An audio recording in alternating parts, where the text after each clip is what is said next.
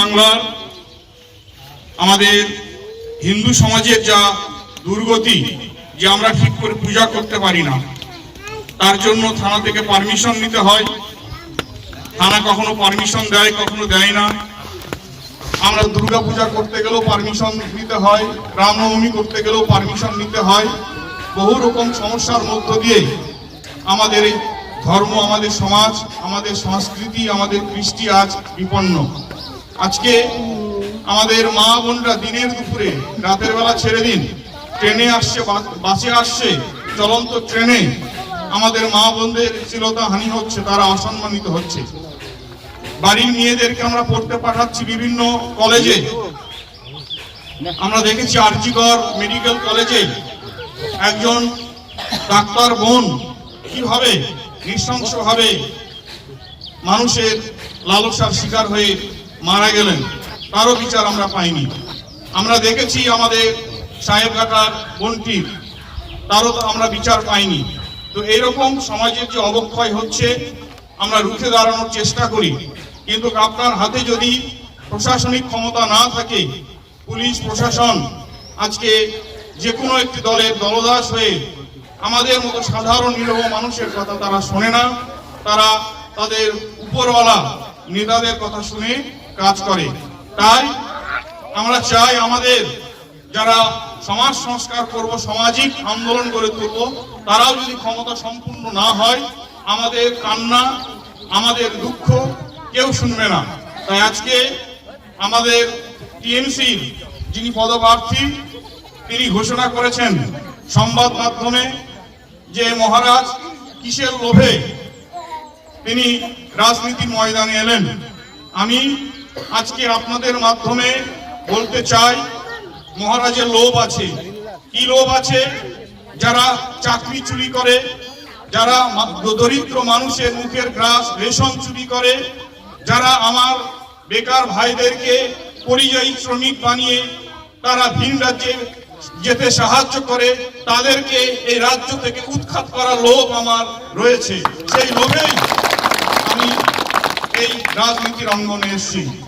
তিনি আবারও কালকে আরেকটি প্রেস বাইট করেছেন যে মহারাজ যে সন্ন্যাসী জীবন ছেড়ে তিনি ভোগী হয়ে গেলেন কিসের জন্য। তাহলে আমি বলতে চাই, আপনি এতদিন ধরে, দীর্ঘদিন ধরে আপনি রাজনীতির অঙ্গনে আছেন, তার মানে কি আপনি রাজনীতি করেন ভোগ করার জন্য? তিনি বলেছেন যে মহারাজ সমাজ সেবা বাদ দিয়ে কেন রাজনীতি করতে এলেন। তাহলে আমি বলতে চাই, এতদিন আপনি যা রাজনীতি করেছেন, আপনার রাজনীতির সমাজ সেবা ছিল না, আপনার নিজের সেবার জন্য আপনি রাজনীতি করতে এসেছেন। আমরা ত্যাগ প্রতি সন্ন্যাসী, ত্যাগ আমাদের মূল মন্ত্র, তেন তত্ত্বেন ভঞ্জিতা আমাদের ঋষির বাক্য, সেই মন্ত্রে আমরা দীক্ষিত।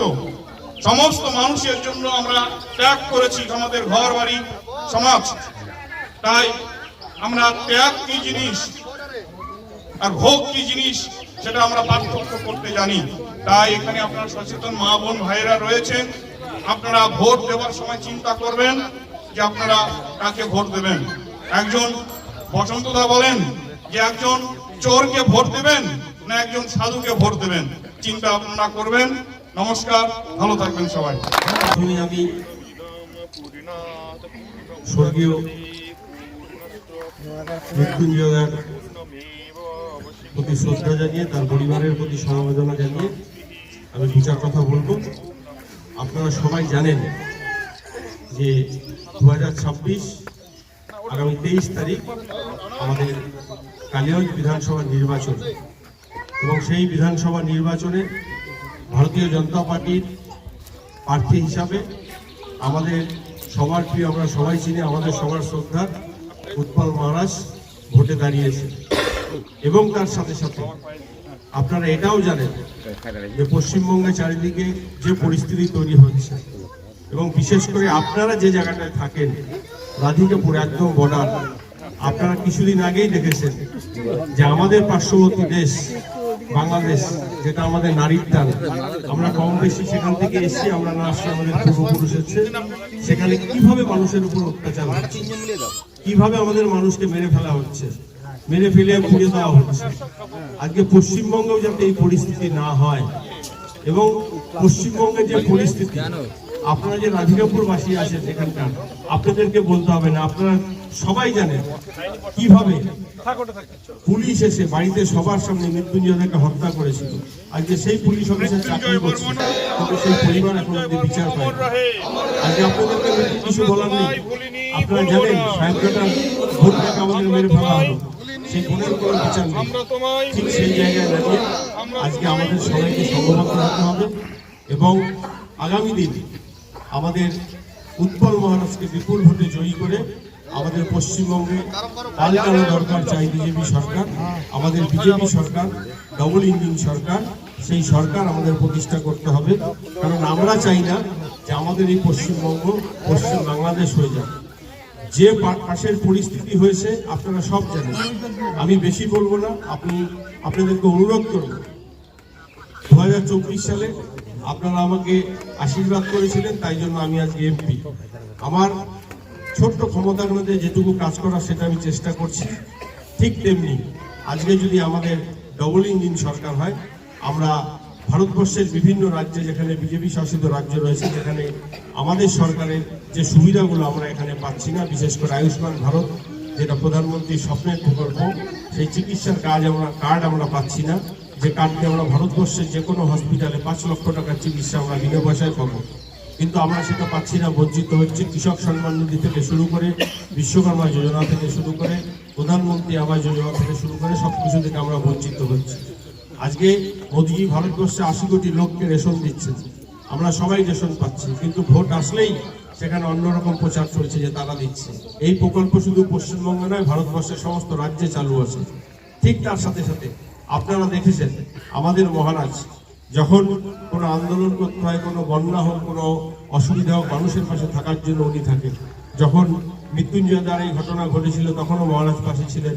যখন আমাদের সাহেবঘাটার বোন নির্যাতিতা বোনকে হত্যা করা হয়েছিল তখনও পাশে ছিলেন। তাছাড়া বিভিন্ন সমাজসেবামূলক কাজের জন্য উনি সবসময় থাকেন।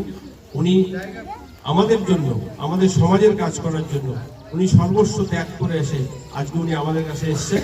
আমি সবাইকে অনুরোধ করব, আসুন আমরা সবাই মিলে মহারাজের পাশে থেকে বিপুল ভোটে জয়যুক্ত করি, এবং আমাদের যে এই রাধিকাপুর এরিয়ার যে সমস্ত সমস্যা রয়েছে সেই সমস্যাগুলো আমরা যেমন একদিকে তুলে ধরবো, ঠিক তেমনি আমরা আমাদের এখানে যাতে শান্তি থাকে, আমার প্রতিটা মা বোন যেন নিরাপদ থাকে, আমার যুব সমাজ যেন নেশামুক্ত থাকে, এবং আমরা সবাই যেন একসাথে ভালো মতো সুস্থভাবে থাকতে পারি।